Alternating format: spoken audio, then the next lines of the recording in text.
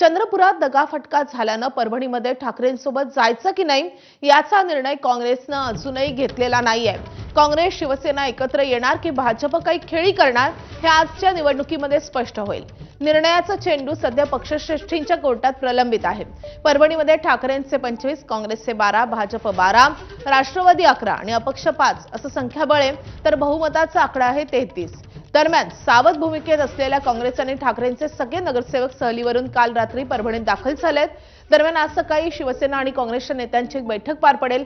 सकाळच्या बैठकीतच महापौर उपमहापौर पदाची नावं ठरतील आणि त्यामुळे परभणीमध्ये सत्तेचा हा गेम कोण जिंकणार हे पाहणं महत्त्वाचं असेल।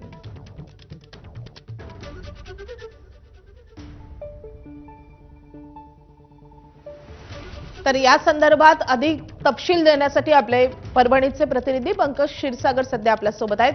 पंकज, आता काँग्रेस आणि ठाकरेंचं नेमकं काय ठरलेलं आहे? काँग्रेसचा निर्णय आता पक्का झालेला आहे का?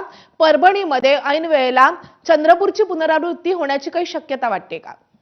माधवी, आपण जर बघितलं तर चंद्रपूरमध्ये जे झालं त्यानंतर परभणी महानगरपालिकेच्या या सर्व निवडणुकीकडे राज्याचं लक्ष लागलेलं आहे, जिल्ह्याचं लक्ष लागलेलं आहे आणि या ठिकाणी जे काँग्रेस आणि शिवसेनेचे जे नगरसेवक सहलीवर गेलेले होते, काल रात्री हे सर्व नगरसेवक उशिरा रात्री परभणीमध्ये पोहोचलेले आहेत।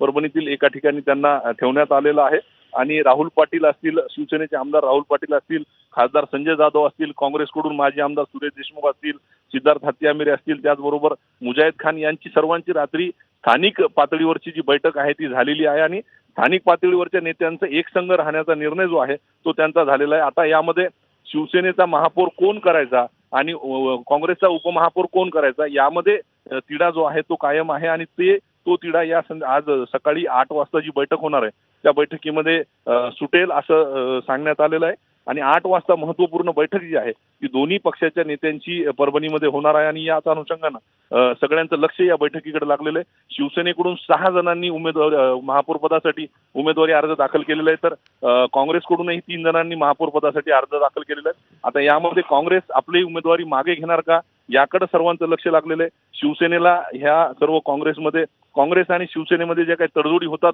याकडे सर्वांचं लक्ष दिलेलं आहे आणि नेमकं भाजप यामध्ये काय खेळी करते हे सुद्धा बघणं महत्त्वाचं ठरणार आहे। माधवी, नक्कीच या निवडणुकीकडे संपूर्ण राज्याचं लक्ष लागलंय, त्यामुळे तुमच्याकडून या संदर्भातले अपडेट वेळोवेळी जाणून घेत राहू। सध्या पंकज, धन्यवाद या सगळ्या सविस्तर अपडेटसाठी।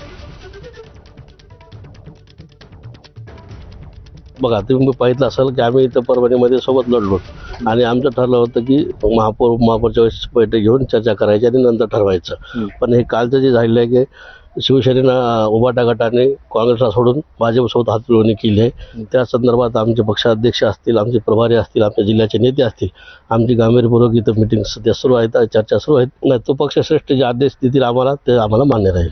आमच्या जिल्ह्यामध्ये, आमच्या परभणी शहरामध्ये आम्ही काँग्रेस आणि आम्ही दोघांनी जॉईंटमध्ये इलेक्शन लढलं होतं। आमची निवडणुकी पूर्वचे गठबंधन होतं, त्यामुळं तिथं कुठं अडचण येईल असं माझ्या मनामध्ये किंतु परंतु नाही आहे। आम्ही काँग्रेसच्या नेत्यांशी संपर्कात आहोत। महापौर हे मशालीचाच होणार याच्यात काही दुमत नाही। तर काँग्रेसचे प्रदेशाध्यक्ष हर्षवर्धन सपकाळांनी मात्र